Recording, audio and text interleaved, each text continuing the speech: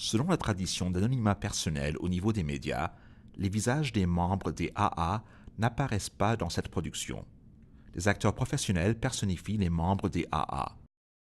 Sont des professionnels de la santé et amis non alcooliques des AA. La collaboration avec les professionnels de la santé a toujours été l'un des objectifs des alcooliques anonymes. Nous savons que vous rencontrerez des patients avec des problèmes d'alcool dans le cours de votre travail. L'alcool est un poison pour certains. Vous savez que la situation n'est pas la même pour l'alcoolique que pour le buveur normal. De plus, une fois que l'alcool mène votre vie, c'est comme si vous étiez allergique. Il est très utile de dire aux gens, l'alcool a un effet particulier chez toi. Ton cas est différent des autres. Pour toi, l'alcool est poison. Je crois que l'idée principale est que l'alcool est poison, qu'il crée une dépendance, que les changements neurologiques dans le cerveau causés par une consommation constante d'alcool sont tels que les gens ne sont plus libres de décider s'ils peuvent boire ou non. Et quand ils boivent, ils ne sont pas libres de décider de la quantité. Nous aimerions vous dire ce que sont les AA et ce qu'ils ne sont pas. Le but premier des AA est de permettre à ses membres de demeurer abstinents et d'aider d'autres alcooliques à le devenir. Si les AA ne sont affiliés à aucun organisme externe, ils sont une ressource pour le monde médical avec lequel ils collaborent. Les AA ne prétendent pas être la seule façon de se rétablir de l'alcoolisme, mais pour nous, notre méthode a fait ses preuves.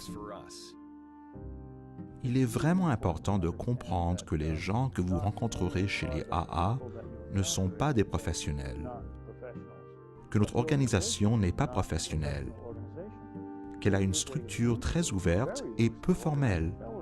Chaque groupe est autonome. Il peut faire ce qu'il veut et personne ne lui donne d'ordre. Les gens ne font que partager des principes et des lignes de conduite qui se transmettent d'une personne à l'autre. Les réunions des AA sont le cœur du mouvement et les professionnels de la santé sont toujours les bienvenus aux réunions ouvertes des AA. Ma plus grande surprise a toujours été de constater le pouvoir d'une personne qui raconte son histoire à une autre personne. Les comités locaux des AA aident souvent les professionnels à trouver des réunions pour leurs patients et peuvent même organiser des réunions sur place, sur demande. J'ai été étonnée par la qualité du soutien. J'ai été étonnée par la diversité des gens qui assistaient aux réunions. Il y en avait de tous les genres. Les AA ne posent pas de diagnostics médicaux, ne font aucune recherche, ne tiennent pas de dossier ou d'histoire de cas de leurs membres. Si le programme de rétablissement des AA est fondé sur des principes spirituels, les AA ne sont pas une organisation religieuse. Les AA peuvent aider les gens à arrêter de boire et à ne pas recommencer, ce qui leur permet de refaire leur vie. Bien des gens sont très talentueux, mais à cause de leurs problèmes d'alcoolisme, ils ne sont ni fiables ni responsables. Pourtant, les AA, par leurs principes et leurs 12 étapes, aident réellement ces gens à devenir abstinents pour leur permettre ensuite de devenir des membres productifs et responsables de la société. Les AA ont des publications qui servent souvent d'outils pour permettre aux buveurs problèmes de comprendre le programme des AA. Donc, par leur structure de service et par leurs publications, ils peuvent rejoindre tout le monde. Mais, comme je l'ai dit, qu'ils fassent ou non partie d'une minorité, comme les lesbiennes, les personnes âgées ou les jeunes, les AA sont là. Le site web aa.org offre aussi des informations utiles. Il permet aussi d'accéder au bulletin Informations sur les AA destinées aux professionnels. Sur ce site web, j'ai découvert une ressource pour moi en tant que professionnel, ainsi qu'une source d'information pour mes clients. Les bureaux locaux des AA sont inscrits dans la plupart des annuaires téléphoniques et sur le web.